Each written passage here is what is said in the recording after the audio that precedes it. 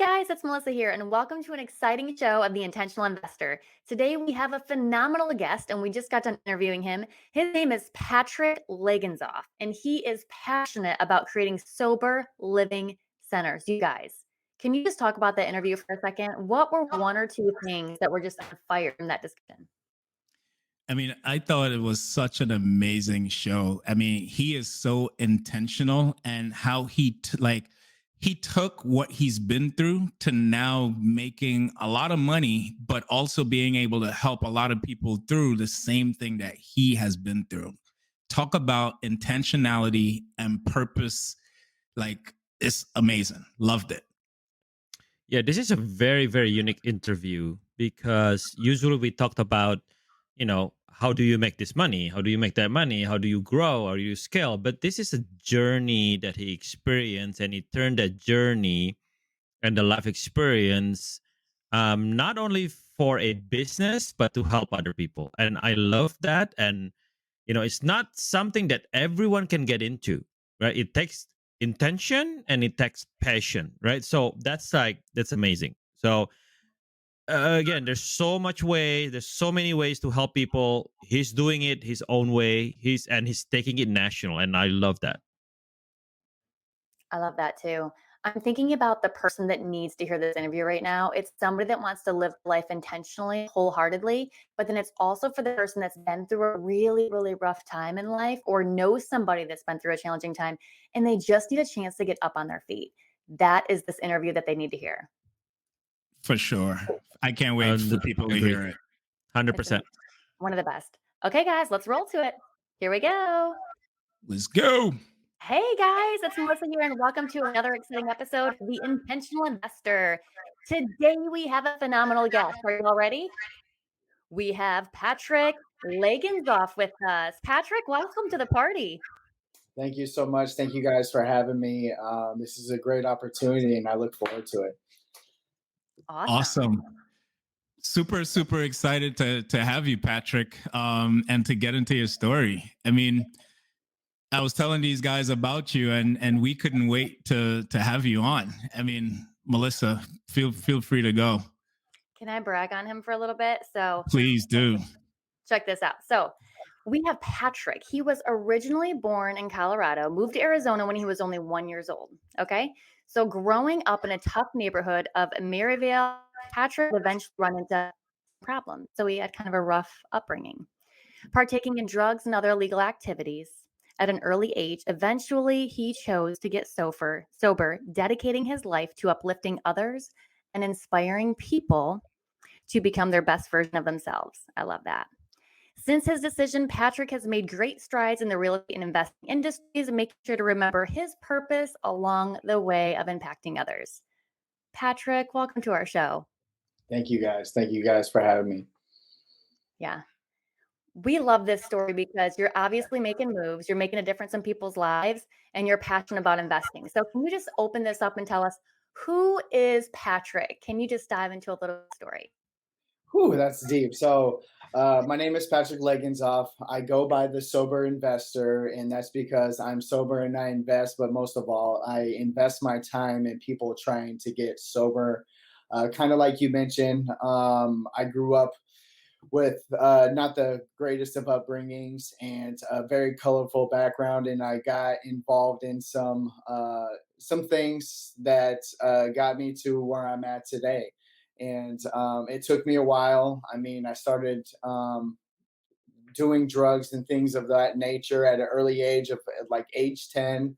And I didn't get sober until the age of 23. So today, I now have 8 years sober. I have a beautiful wife, 3 kids, and the stuff that I do today, I make sure that it impacts people's lives on a daily basis. So all the companies I have do that in some shape, form, or fashion. That's awesome. Man, that is such an amazing story. And I've talked to many other people in real estate that's doing a lot of deals and things like that. And they share a very similar story. Some people, right? Some people, they share that story of having to overcome drugs and alcohol. And it's something that that they struggle with. I've never had to, I would say, struggle with it.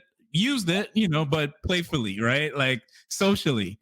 But it's hearing your story, and I clearly know a little bit more, but like just hearing your story and where you are today, I think is super inspiring for anyone that is growing or going through what you've been through. And so, like, what's happening now? You said you've taken that to now inspire others. How do you do that?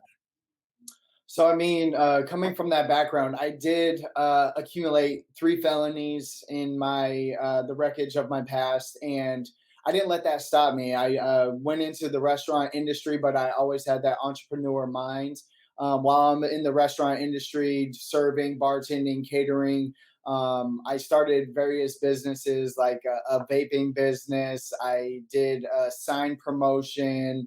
I tried to, kind of had my own catering thing going on. And I just always had that entrepreneur bug.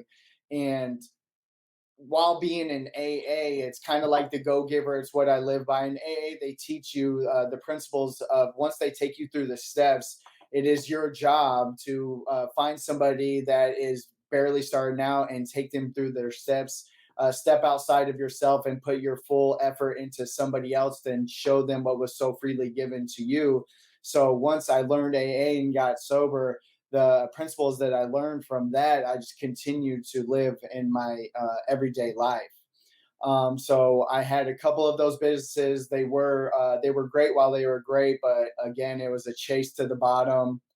And my mom, who was also sober, she ran one of the largest sober livings here in Phoenix, Arizona. And she kind of, in my first year of sobriety, she ran a place. They had like about 40 to 50 beds. And I started doing the math in my head of how much this place was generating. And it was something like $500,000 and with very little overhead. So that got me like the first spark of, oh, real estate. That might be something I want to look into. Definitely go in that direction. But it took me a while. I was comfortable with the vaping company and the serving and bartending. I was comfortable in that. And but I always, in the back of my head, I was reading real estate books and always wanted to take the dive and jump in, but I never did.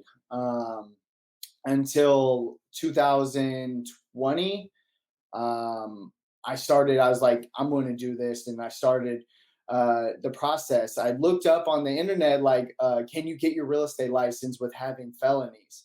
Everything I read said, yeah, you might be able to get your license. And then so I spent the money, I took the test, I passed all the tests, and I looked up on Google one more time, like, am I going to be able to get my license with these felonies? And everything that I read said, no, you're probably not going to be able to. And I was like, oh no, like what happened to that article I Oh read no. before? So I started the process of setting my background, setting my felonies aside. In the state of Arizona, you can't get them expunged, you get them set aside. So I started that process. And within that process, I met some people like Steve Trang and Zach Keeps while I was still doing the catering, bartending, and the restaurant thing. And meeting those guys and an event that I did forever changed my life. And I fully wanted to focus on real estate, and that's the direction I started going towards. There's so much to unpack there. I mean, dude, so you mean to say that you could actually run a business having a felony? Like how crazy is that? And the reason, and I'm being a little sarcastic here because I know quite a bit of people with felonies that take the other side. They play the pity card. Like, oh, I can't do anything. I can't get a job. I can't. And it's like there's so many things that you could do to be able to survive, but we're playing the pity card, and you took action. And I'm not saying that it's easy, and don't get me wrong. I'm not saying for people who does have felonies that it's easy, but there's always a way, right? And you found a way. You took action on it, and I mean, you had several businesses, right? And then now you're here. So tell us a little bit more about that event that you kept. I'm intrigued a little bit. What type of event was it that changed your life forever? Oh, okay. So I used to cater big mansion parties, big events, and I was on the way to one mansion to bartend, and my the boss called me up and said, "Hey, I'm so sorry, I have to switch you over to this event." And so I was like, "No problem." I looked up the address; it was a $4 million mansion. I was like, "Okay, let's do this. I'm going to make some money tonight." And I had just passed all of my tests for the real estate thing, but I was waiting to get my charges set aside. So as I pull up to this mansion and I start setting up my bar, there was a cornhole game with a logo of a house on it. So I'm on my phone, I'm looking up this logo, and it was a company called Stunning Homes Realty. And the owner of Stunning Homes Realty happened to be Steve Trang. And my point of contact for this party, who I just met, was a gentleman named Steve Trang. Me not knowing any real estate lingo whatsoever, I was like, "Oh, so you're in real estate?" And there he's like, "Yeah, yeah, I am. Why do you ask?" And I'm like, "I just passed my license. I just got my license." And he was just like, "You're kidding, right?" And I was like, "No." And he was like, "Well, this party tonight is going to have every major investor, realtor, Wow. company in the country will be here tonight." And it was Steve Trang's 40th birthday party. And I was doing my research with my real estate license. You hear astro flipping and all this crazy stuff, people flipping all of these houses. And Yeah. I thought it was a gimmick. So at this party while bartending, every single person that came up to my bar, I was like, "So, what do you do in real estate?" And just getting all of this networking in. And I was listening to every conversation around my bar. And these people were like, "Yeah, I just wholesaled this property for 70,000. I made 70,000. I just flipped an 8 unit for 2.1 million." And it was your Jamil Damjis, your Pace Morbys, your Templetons, Zach Keeps, like all of these people are at this Wow. party talking that they're actually speaking the game. And at the end of that party, Steve Train came up to me. He's like, "Bring your phone out. Here's my phone number." Because I hadn't hung my license at this point and I didn't get the okay that my it was set aside yet. He gave me his phone number, and God works in mysterious ways. He told me to contact him that Monday. That Monday, it went through the courts that all my stuff had been set aside.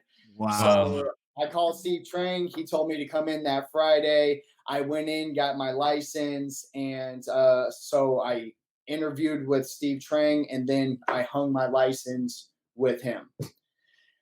So the people that I met there, I tried to do the whole wholesaling thing, but it's.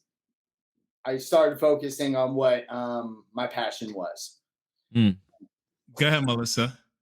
think we all have questions. I know. So can I rewind real quick? Because I'm thinking actually about a couple of people in my life. So I'm hoping they're listening to this interview. They've gone through a very, very time. They have dealt with addictions and all of that. And there's like people that you're around or good friends that kind of suck you in over and over and over again. So my question to you is like, what did you do to battle that? Because you clearly crawled out of that hole. And I know you said you went to AA, but is there any like what advice would you give to somebody that's struggling, that wants to be better, but like their only friends or people that are doing those things? You have to get away from those friends. So I my first try out of it, I still kept my cell phone. I stayed away from those people, but I kept that cell phone. And Jim Bob and Jimbo were all still calling my phone, and that eventually got my head rolling, and that actually took me out. But I came back in quickly. And so when I take people through people, places, and things is what's going to take you out. And I suggest all of my sponsees to change their phone number and stop hanging out with those people.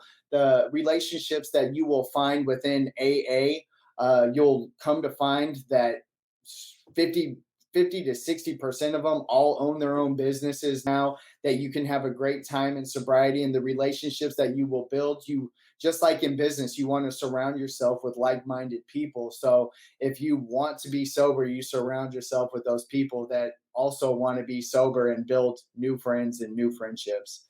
That's awesome. It's so simple and so easy, but I bet you know, it took a lot to do that. So thanks for sharing that. Absolutely. I think that's great. And so let's move this journey on. So after your, I would say your miracle of taking action and then meeting these people who then advanced your life basically, and really changed, but it would have never happened if you hadn't taken action in doing things, right? And God just gave you that seed that was just like, here, here you are, my child, now it's time to advance you. So I'm sorry, one quick story to roll into that one, which even changed my life further.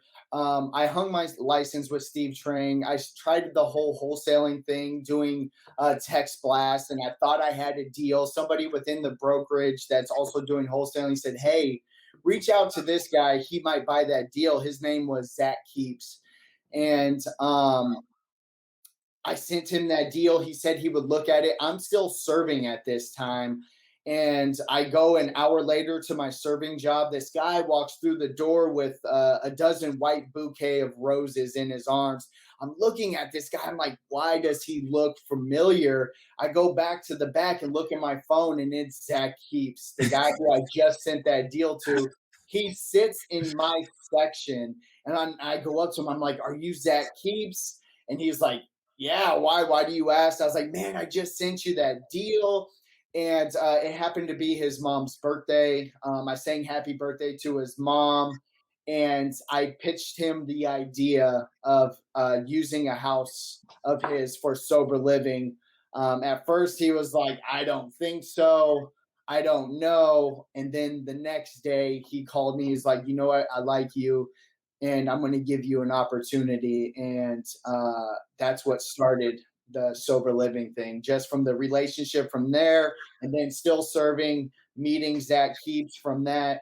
And that really forever changed the trajectory of where I was going. Wow, dude. Something that's super consistent in your story is that you were super consistent in putting yourself out there and asking for things, right? Like asking for things and reaching out to people, taking action, and then it's almost like where opportunity meets work. Like you're taking action and then there's just the opportunity and you jumped on it, man. Man, that's so awesome. So you got your first sober living opportunity with the help of this gentleman, with Zach. What was that like? Because now you're going from being a server, catering, and all that type of stuff. Your mom had this property, and it kind of was like in the back of your mind. What was it like having your first one? And yeah, what was that? So this again, guys. So this was a rental arbitrage that I was doing. Zach let me rent this property from him, and in my mind, I set a goal of two sober livings that will replace my income for my serving job, and then I'll quit my serving job. So this is in February of 2020. And as everybody knows, February of 2020, I start my first sober living. I get a full house, and COVID hits. So Mm, every single person that was paying me inside of that house all lost their job, mm, including me. So now I no want my restaurant closed down. All I have is this sober living and a bunch of guys that just lost their jobs that are unable to pay me rent. And these guys took action. There was a labor place around the corner. One guy went to, and Amazon stayed open. Amazon hired this one guy on and ended up hiring everybody in the house. They all paid me back, and I started making money. And with me not having any job, I took all of that money, asked Zach for a second house, got the second house, and So I had my first house in February, and by August I had 10 sober livings, and just kept going from there, making relationships and keep pushing forward. Wow. So you went from 1 to 10 Yes. in a matter of months. Like, some things I want to highlight really quick is that you started wholesaling. You tried it. It Try. didn't it didn't you didn't feel like it fit you, but on that journey you met Zach. On your journey of wholesaling, you met Zach that then changed your life because you decided to be intentional about the type of investing that you do. Right? You decided to be super intentional. You're like, you know what? I want to do something that I'm passionate about, which is what this show is all about, in the intentional investor. And so you decided on doing that, and you went from 1 to 10. I mean, bro, what is running one of those types of facilities like? Like, what is a day to day in your life when you started? Because I could only imagine that you had to scale and put other people in place to kind of run this.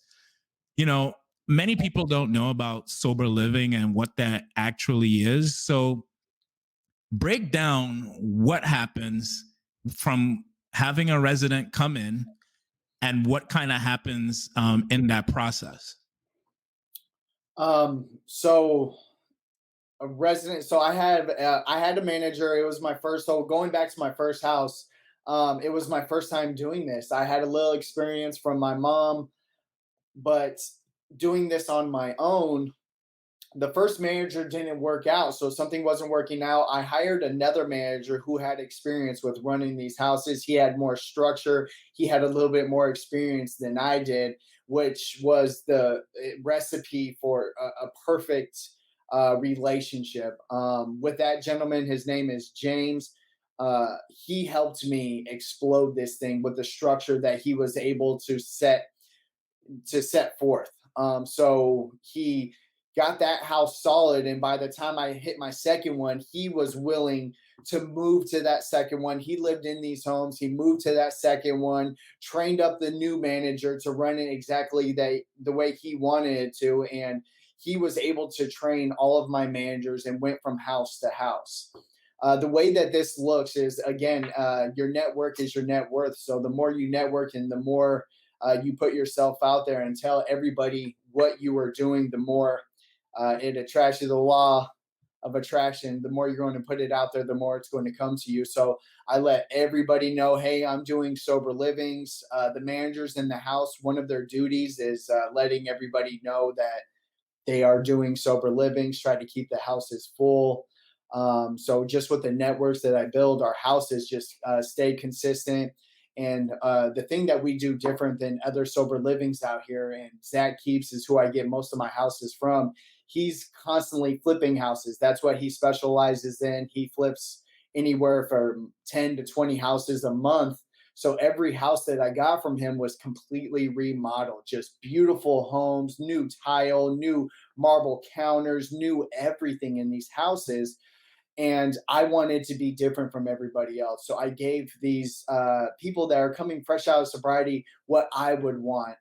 I gave them so they wouldn't have to worry about anything. They come into these homes, new sheets, new beds, washers, dryers, internet, anything to make these guys comfortable. That's what I provided for these guys. So with me doing it different from other people, it got my name out there pretty quickly on the top of everybody's referral list. And so we were getting calls constantly. What it looks like from a client coming in, they give us a call. We have some requirements. You have to be at least 30 days sober, working a program, have a job, or be willing to get a job. And if they check all of those boxes, they come in. We have a contract. They read over the contract, the guidelines, the rules. They sign off on it, and that's how we get these guys in. And some of our contracts are strict. If there's any drug use, if they're not following the rules, if they don't come home on time or anything along those lines, they sign a contract saying we can kick them out uh, at our discretion if they're not following our rules. That's awesome. Can you answer the question about the manager specifically? Like, do they live in the house or are they just checking in from time to time? Like, what does that look like? No, the managers, all of my sober living. So I was kind of explaining a little bit earlier to Oscar. So I have two different businesses. I have the behavioral health side, and then I also have the sober living side. So on the sober living side, I do have a manager that lives there 20, not 24. They don't have to be there 24/7, but they do live there. It is their home.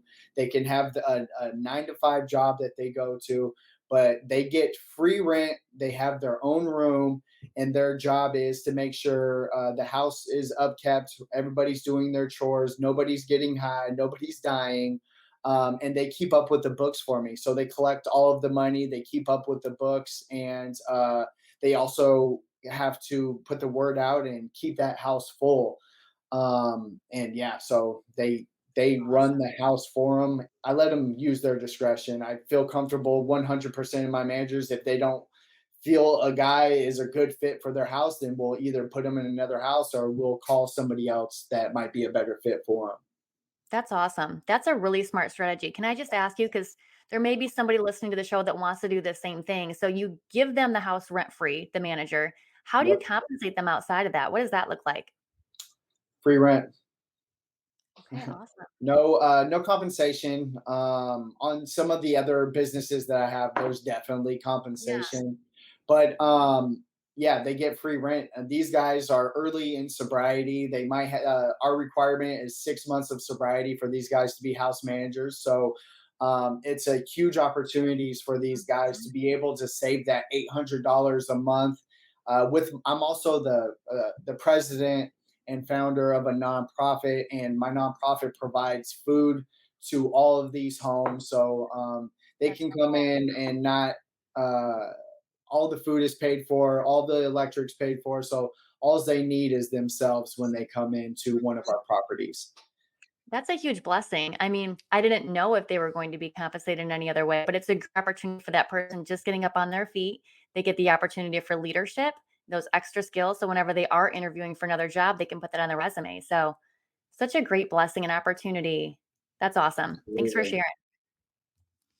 Yeah, and I also want to ask, so in this strategy, right? And I'll kind of spill some beans a little later. But in this strategy, what type of clients do you see? Because I think to some of our users or our listeners, sorry, we may think that it's only um, people at the side of the street that's homeless that may come to one of your places. So do you see a different types of clients? So sometimes it might be a CEO that's struggling with sobriety. And so tell us like a range of the types of individuals that you guys see in and out of your properties. It's always a range, and when I present this to a new investor to use one of their homes, like, oh God, no! Like, do they destroy the home or do they? I've never had a single problem in the 3 years that I've been, 2 years that I've been doing this. A guy couldn't get into a house, so he broke a window. Two guys were horseplaying, put a hole in the wall. But in the range of people that you see, again, yes, you see CEOs, you see people that own businesses. It's just an individual that was done with what they were doing and wanting to get sober, and there's different levels to every person out there, and I've seen a range of millionaires to people that have been homeless on the streets for years.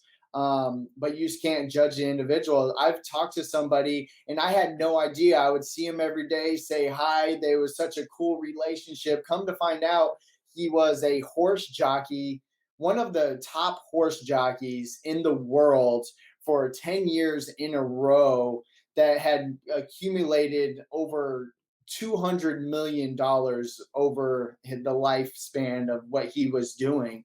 And it was just like, wow. Some of the people that you meet, I mean, a lot of them too that come into our programming, with me owning all of these companies, I love giving opportunities to ex felons, people that are trying to better themselves, where other people won't give them opportunities. I have other companies that will hire that individual, and they do great. My director, personally, the guy who I told you that was the manager of my first sober living that had the structure, he actually spent uh, the majority of his life in prison. And now he is my director of that company, and he is flourishing and doing amazing. He works for 4 different companies. He's making well over 6 figures, and he's doing amazing. And so are a lot of our other guys who have come through our program. That's Yeah, awesome. I definitely wanted to expel that myth that you only deal with people that are not is of a certain type. You know, I'm sure everyone that's listening right now or viewing this has somebody that might be struggling with sobriety and or some type of drug addiction or something like that. And so I really wanted to point that out, that hey, this is for everyone. This is not just some type of there's a stigma that goes along with this that is not true. And I wanted you to point that out. So thank you so much for pointing that out. Now, There is a I mean, there's different niches depending on what demographic that you're after. I'm going from the same people that grew up in the same neighborhoods as me, that have state funded like insurance. But there is people out there that are paying out of pocket $20,000 a day for treatment, and there is sober livings in Beverly Hills that charge $5,000 a day. There's people there's ones out here in Scottsdale that charge the same. I mean, they charge $5,000 a week. So depending on what level that you want to be at, I mean, there's different levels to everybody, and there's different numbers. I mean, there's mansions out there that are running sober livings that cater to that certain demographic, and I mean, so there is every level depending on which way you want to go, and there's different people in all aspects of life that need that sober living, because it's a sober living community. And you, again, you surround yourself with those like-minded individuals, and it's a community, and that's how you grow from the next step, from coming from a detox or treatment facility, and you surround yourself with those types of people. That's awesome. To me, and I don't know if the listeners are picking up on this, but there is no doubt that you're not where you're supposed to be right now. Like, if you can just hear your story and the trouble and the struggle that you went through during childhood, and then just the people along the way. To me, it's God. Like, God has placed those people at divine times at the right time to get you to where you are now. Tell us if we can go forward on your journey. Like, where do you want to be in 5 years or in 2 years? Like, what are your goals? Um, yeah, first of all, yeah, God has everything to do with where I'm at today. I put God first, AA, and then family. So, me, again, I went from 2 sober livings to 10. The behavioral health company that I also run, it exploded even faster. We went from 2 homes to 30 homes on that side of things within a year, from 2 employees to 60 employees within a year. And my goal in the next 2 years is to take this thing nationwide. And I will be in other states, Georgia, Atlanta.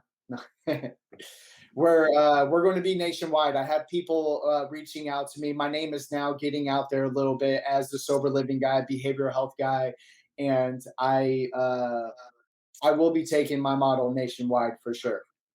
Can you define for a moment what the behavioral health company looks like? Like, how different is that from the sober living? Sober living, very little overhead, very easy to run. I have one guy that runs 10 houses right now. The behavioral health side is a little bit more difficult, a lot more licensure, a lot more red tape. So on the behavioral health side, we get paid from the insurance companies. So we have doctors, nurses, therapists on our payroll who provide services, one-on-one therapy, group therapy, cognitive therapy, child therapy, and we do big groups, abuse, things along that line. And we provide those services to individuals, and then we bill the insurance company, and they are the ones who pay us. And it's a lot more involved, a lot more overhead, and but totally worth it on the financial side, and to be able to help people in this at the same time. So interesting. So I'm just curious. I have a little bit of a medical background. Are you pitching your plans to PBMs, to pharmacy benefit managers or insurance plans? Like, how does that work behind the scenes? So there's, again, just like real estate in the behavioral health world, there's a million and one ways to make money and different directions to go. We don't pitch to them right now.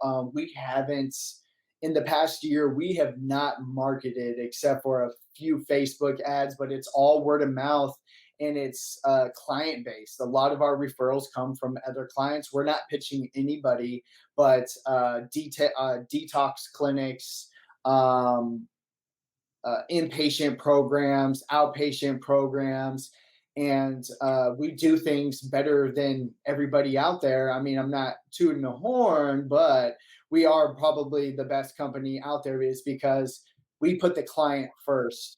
When the client comes to us, they can come to us in a paper gown. We're our first stop is getting food in their stomach. Then we're going clothes shopping, shoe shopping, anything and everything that these guys may need is what we're providing for them, down to their cigarettes, their clothes, their haircuts, food, everything. Their And foundational this needs.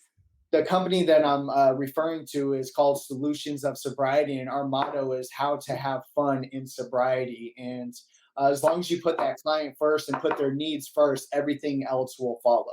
Hmm. I love that. You have to put the patient or the person's foundational needs first. But I'm just thinking outside of the box. Like the sky's the limit for you, because as you grow and as you expand, you can pitch your plan and your ideas to these pharmacy benefit manager companies and these insurance plans that say, hey, listen, if you can keep this individual outside of the hospital for a weekend or for a night, like what's that going to cost your plan? At least $1,500 to $5,000. Put them up here. Let us deal with their emotional and mental state and get these patients back to normal, and get them back to healthy. I love what you're doing. Absolutely. So we're a full 360 programming now. We're in the process of opening up a clinic. We have a doctor that's able to prescribe, and then we also have a detox facility. And then from there, we have the step down programming where there's inpatient, outpatient, and things of that nature. And we do reach out to some of the insurance companies within what we're doing currently. But yeah, we're just continuing to grow, and we're trying to be a full 360 to be able to provide something to somebody in all aspects of their recovery. That's cool. When you come into Indiana? Soon, globally soon. I'm just curious, like, how do you pick which locations to go next? Because you mentioned Atlanta. How do you target that market? When people like Kingston reach out to me, no.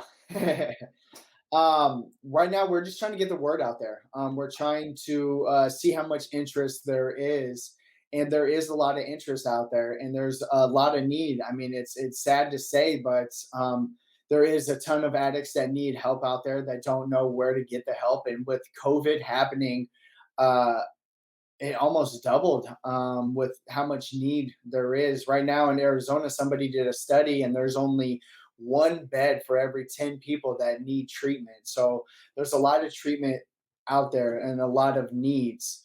Um, I'm trying to make strategic relationships in certain states, because obviously I can't be everywhere at once. So once I make those strategic relationships to those individuals that have the same passion that I do and want to move forward in this field, um, I'm going to make those relationships and go there, visit, uh, build the cornerstone, and build up, and then see it through. And then right now I am looking in Georgia, Atlanta, and Florida and Alabama are the ones that I'm currently looking at. I haven't made the jump yet, but I'm doing the research on it currently.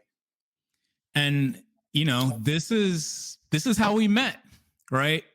This is exactly how I met you, where we were interested in getting into the field. Not exactly sober living, but we were interested in getting into the field. And somebody said, you should talk to this guy, call Patrick, and sent me your number. And we got on the phone, and you were gracious enough to meet with me and my team and kind of broke down where you were and what you were doing. And so that's how we met. Since then, we've been on that journey to finding that first property and getting started. But we have like the systems and stuff in place, and so it's so super intentional that is so amazing in being able to help people. And so since we've met and talked, now we help people in our current rental properties. So like homeless VAs and things like that. We do deal with them, HUD VASH and these different types of programs.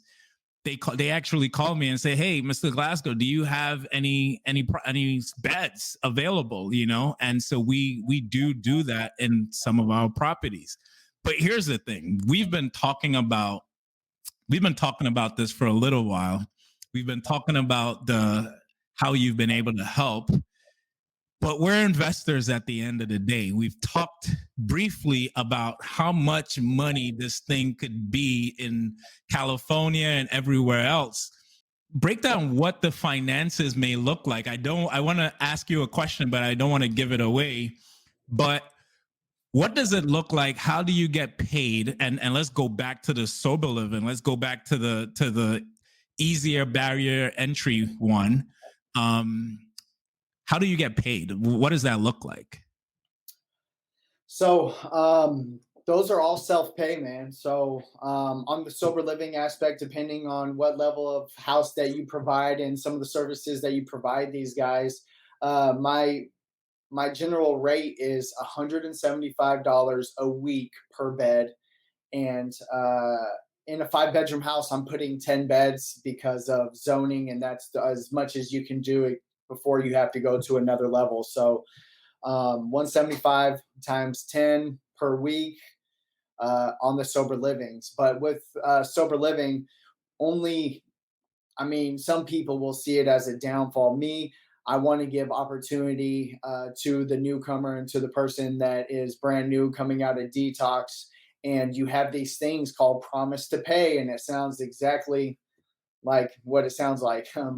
You give these people the opportunity to have a roof over their head, having no job, no money, no nothing, and them promising to pay you back and to catch up on the rent. And our percentage right now is 60% of those individuals actually pay us back, but 40%.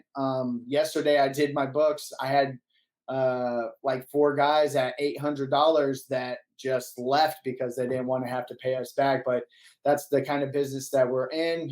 We give somebody an opportunity, but you don't have to take those individuals. It does get your name out there. It gets you on top of some referrals lists.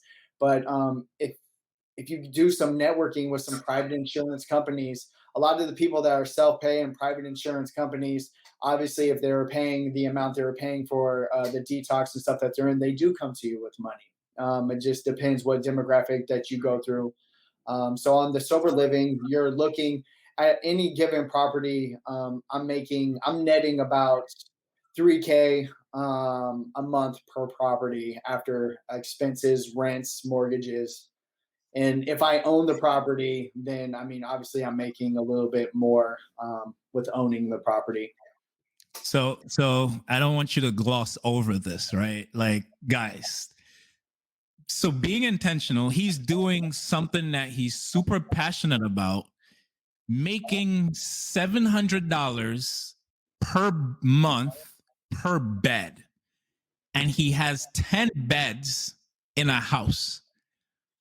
I mean, we've talked about the giving side and all of that, but if this doesn't make financial sense to some people, I don't know what else would. Right? Of course, there are Airbnbs that could make the same or more, but this is pretty good. You're netting $3,000 per property for properties you don't even own. There was another step above that. So with me doing my networking, there is larger facilities around Arizona, and their problems are finding beds for their clients. So with my name being so well out there, they reached out to me and said, "Hey, can you save these beds for our clients?" And I was like, "Well, that's going to cost you something." And they also wanted transportation as well, so I had to buy vans and do transportation. So I was able to get a contract signed for these properties, for 5 properties, for $9,500 per property. Whether there was Mm. 0 people in it or there was 10 people in it, I was holding these houses for a larger company here locally. So I was making close to 50,000 a month off of 5 properties with this contract. Amazing. Amazing. I can see Oscar over there thinking. You've been super quiet today, Oscar. Is your mind blown or what? Yeah, man. I mean, I just been thinking and thinking and absorbing, right? So number one is, I'm always the how guy. I'm always like, well, how do I reverse engineer this so I can either help you or I can do the same thing too, or because I've been a landlord for 5 6 years and I have a lot of clients, and my heart goes to people who are in transition, right? I've had clients who are not only a drug addict but also sold drugs, and they had prior conviction and everything, right? And I took them in based on faith, right? And they turned out to be one of our best renter, right? Even through COVID, he paid, right? Where some other people that I think is better didn't pay, right? So um I'm trying to see how I can get involved in this. I'm trying to see because like there's so many people. Like as soon as I get a house open, there's so many people comes in. Like for example, there's one house that I just opened, and it's not even on the market yet. The family that lives next door have a son that has a prior conviction, and he was actually in jail for some prior conviction. Right, so my heart goes to the family, and the family is promising that they're going to pay and everything like that, but at the investor side, I'm like, well, is that good? Is that a good wise decision for me? Right, so number one is the question for you, and I have like so many questions, right? But number one is that how do you, and I think you already mentioned this before previously, but what is your process of um I guess getting the right quote unquote tenants, right? Do you do background checks? Do you do credit checks? Do you go to their parole officer? For example, this guy has been in jail, but I can see in his eyes and his attitude and everything that he trying to get a start on a new life, right? But how do you make sure? I mean, I have people who file bankruptcy. That's fine. That's financial. I have people who got a bitter divorce. That's fine. That's like emotional relationship. But how do you get? How do you work with people, which I really want to work with people who are have prior conviction, like say drunk driving or things like this, right? How do I get started? And that's the first question. And number two is with this with the sober homes, what are the restrictions from the cities? Like where do you get started? Where how do you approach the city or the county or the village hall or whatever to say, hey, I want to do a sober home? Do you just do it and you just do it by the rooms? Because I have a 4 bedroom, for example, that I can put 8 beds in, but I don't know if that's going to be something that the city wants me to do, right? Right. So I mean, so first question is how do you qualify, right? How do you qualify the tenants? And it's not about the money, right? I mean, the money's going to come in, but how do you qualify them so you feel that it's a good investment and it's a win-win for both sides? Because I would love to help people, not just families, but people who are in transition, right? And people and I live in Chicago, by the way. It's in Chicagoland area, right? All my rentals are all south suburbs, all in Chicago and everything, right? So I don't even know what the rules are for the sober living, right? So that's number one. How do you qualify? But number two is how do you work with the city? Now, what are the things that you need? Like you talk about zoning, you talk about I mean, I don't even know what the permitting that you need. I mean, are you able to kind of go in on that, or is it just too general? No, I can definitely go in on it. So, uh, and my real estate friends, when I tell them this, the contracts that I have these guys sign, I can kick them out for anything I want. But legally, if they were to take me to court, it might not hold up.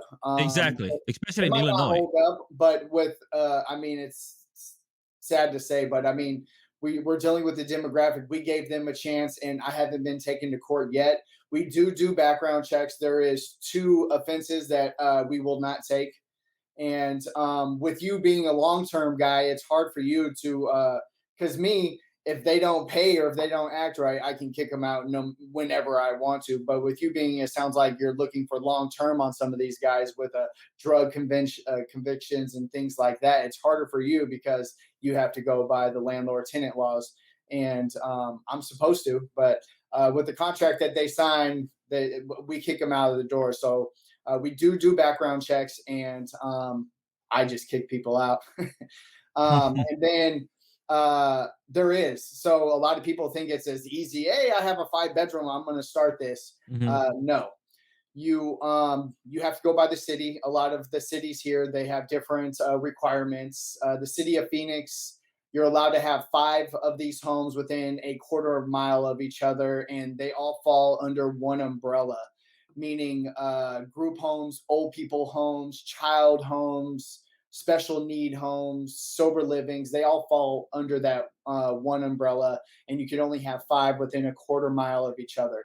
And if you meet those requirements, you do an application with the city, and they give you you have to pay per the city and pay the application fee. It's like $100 per bed, $200 application for the city, and then that holds your place within the city. So, bam! Now with the city, you can do a sober living, but now you have to go through the Department of Health Services, and the Department of Health Services has Mhm. requirements. If you're doing 10 people, there is a if you're above 5 people, there is a requirement. You have to have the smoke detectors, fire extinguishers, fire escape plans, and a few other things. They come out, they do their inspection, and then they sign off. And now you get a certificate from the Department of Health Services saying you can run a sober living. And so there is, you can't have them right next to it in Arizona. You can't have them right next to each other. You can't have them on the same street facing each other. And you have to meet the spacing requirement. Okay, so let's start with the term sober living, right? Sober houses or sober living. Is that term consistent in every different counties, in every different city, or do they say it's something else? There's so many, not so many, but there's people out there that will say halfway houses, three Okay, quarter houses, sure. sober livings. Right now, I'm trying to get, I mean, I'm branding sober living, but right now, just sober livings are getting such a bad rap. Hmm. Right now, the word that I'm using more than sober living is transitional living. And Hmm. it's same thing. Transitional living can a number of different things. Uh, but yes, there's halfway house, three-quarter house, sober living, transitional living, are some of the few names that you'll hear out there. Okay, so let's say this, right? Because I'm very interested in this, right? So, I mean, I have like 30 properties all over, right? So, how do I start? Like, how do I start from and everything? Everyone now have a tenant, so it's not like I'm going to do this tomorrow, right? But if I were to do this, like say next year, if I want to pursue this, and again, this is also your challenge, right? I'm assuming this is your challenge because you want to take this nationwide. I mean, with nationwide, I mean, there's got to be processes and systems, right? Now you're now the challenge is how do you go into each county, each village, it's and talk about people like this, right? I mean, talk how I mean, does it need to be have a public notice or whatnot, right? I know when I talk to like say a city in the suburb of Chicago, they say like, well, you have to be in a commercial zone, for example, right? I know that for a fact. Like if you do like if you want to rent the house by the room or by the bed, you have to have a commercial building, for example, right? Well, I guess that's out unless I'm missing something, for example, right?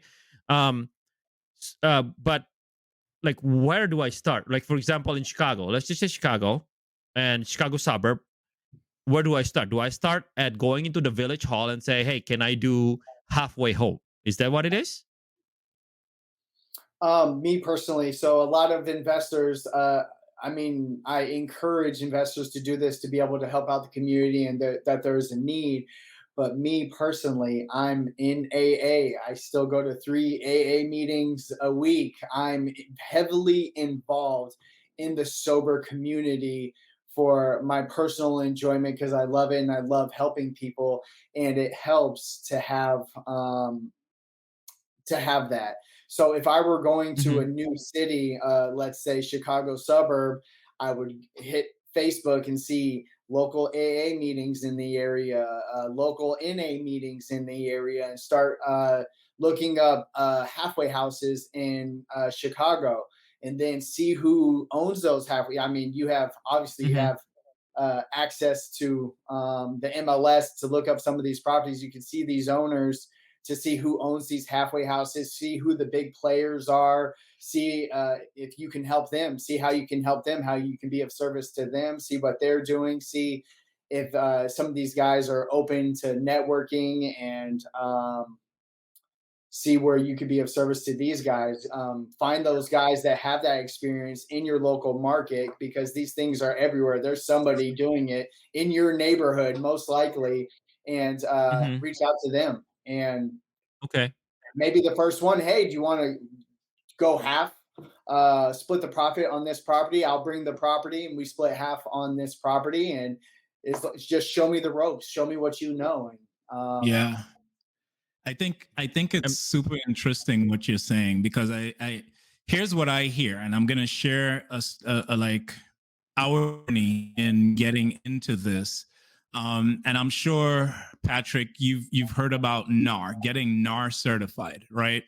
And so I'm in the process of getting NAR certified right now and attending all of these meetings that would allow you and basically getting NAR certified really is it's like a checkpoint for people to know that you're above board. So it's almost like having a license to run one of these types of properties.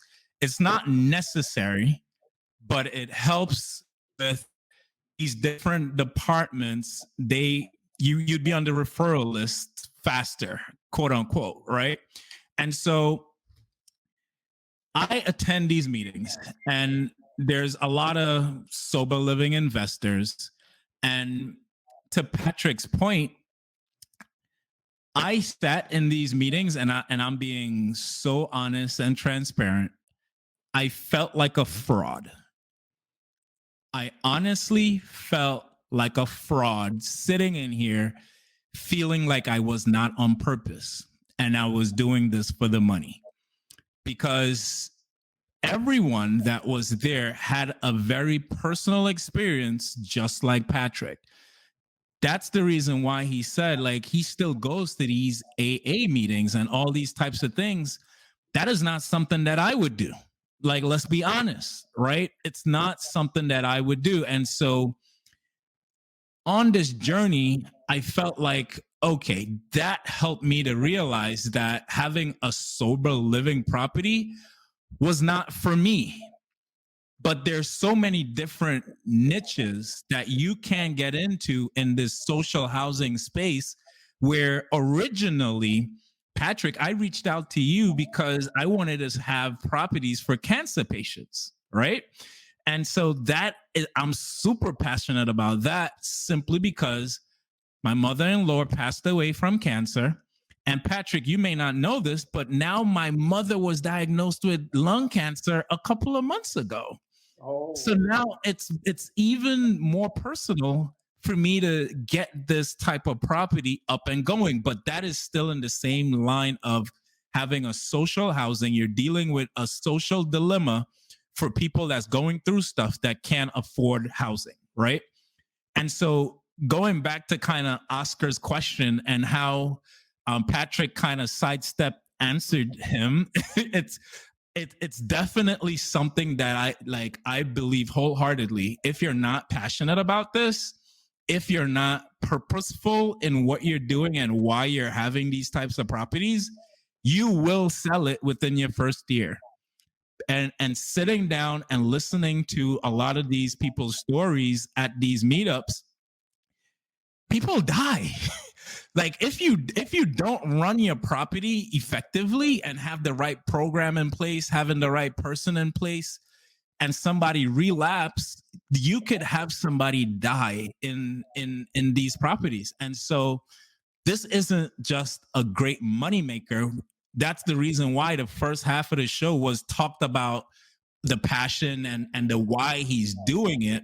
And then we started to talk about finances because it is an important part. You do get paid pretty handsomely, but please, to anyone that's listening, please don't jump into this without having purpose behind it. Would you say that's right, Patrick? Yes, and again, just like real estate, there, like you mentioned, there's many avenues. You don't have to go the sober route. There's veteran homes, battered women shelters. There's children homes. There is uh, people with pets. There, I mean, all these different things, and there's grant funding for some of these things. So, I mean, the city can pay you, federally can pay you, and there's people out there that just want to help individuals. Just help individuals. So it doesn't have to be the sober route, but if you have a passion for something, obviously your passion, if you're passionate about something, it goes that much further. But there's a lot of different ways to make money in these things. Old people homes, senior livings, a cancer home. If you have a passion for something, there's people out there in need that definitely need this type of housing. So and um, like I said, there's nonprofits that will pay you, grant funding that will pay you, and insurance companies that can potentially pay you for these certain programs as well. I think we need to get Patrick on here for a part 2 because we are so like this is running quite some time. It's super interesting, but I feel like we're almost getting started on something else. What do you guys think? We should bring him back on for another show or what? Yeah. Well, we That'd should be do it awesome. live and then Live. and then invite other people who are interested in this, and then we can have an active discussion. And that would be Absolutely. like a town hall with people who really wants and curious about how to start a sober home, people with similar background or experience as him, and we can do it, Absolutely. right? We can Absolutely. advertise this as like this is an open conversation, and it might help him, the sober investor, to trigger a nationwide movement. When we advertise it to say, hey, we want to have an open discussion, and we want to share experience of the sober investor, and we want to know who else are interested in this nationwide, and what are they want to do, and why are they not doing it yet, and maybe that would be his network that he's creating all over the nationwide. 100%. I totally agree. So we already booking you for the next live. Perfect. I'm ready. Awesome. Mm-hmm. So with that being said, until then, Patrick, how can people get in touch with you? Can you please share like your Facebook page, your IG handle, and your email address? Obviously, the Instagram is going to be the Sober Investor. We have TikTok, the Sober Investor. Across all social medias, it's going to be the Sober Investor. And then we also have our website, thesoberinvestor.net. And yeah, my personal page, you can always reach out to me. My phone number is 901-228-0269. And then my email, I have so many emails. Patrick at helpinghandsrealty.com is my email if you want to reach out through email. Patrick at helpinghandsrealty.com. Oh, sorry. Patrick at helpinghandsrealtyaz.com. Okay. Is this the Patrick right? at helpinghandsrealtyaz.com. Yeah, that was I quick. just put a banner there. Is that the right website address, Patrick? Thesoberinvestor.net? Yep. Hold on. My phone number is going to be 901-228-0269. Don't blast him in the middle of the night. He is on AZ time. There you go. And I'm an old man. I go to bed by 7. My phone is on do not disturb, but I'm up early. I'm up by 4:30 a.m. So I love it. I love Can it. you Thank you for stand being up? I want to see your shirt. sober investor. There you go. I love it. Patrick, is there one thing to leave with the audience? I always give the guests the opportunity to share one last thing or one last nugget. Anything come to mind? Absolutely. The principles that I was taught in AA they also coincide with my favorite book, The Go Giver. When you 100% take your ambitions and go into somebody else's needs and give them everything that they're looking for, not expecting anything in return. Always try to bring value to somebody else's life, and it will come back to you tenfold. And that's what I live by. I try to help out anybody and everybody that I can without expecting anything in return. And my life has flourished. And just seeing that light turn on in somebody's eyes is it's a passion of mine, and I love everything about it. So yeah, guys, the sober investor, please look me up. I appreciate you guys for having me on this talk show, and it looks like there's going to be a part 2, guys. So I look forward to it. You're a rock star. Thank you so much Awesome. for being with us. Patrick, ladies and gentlemen, this is Patrick, the sober investor. We'll see you guys next time. Thank you, guys. Peace.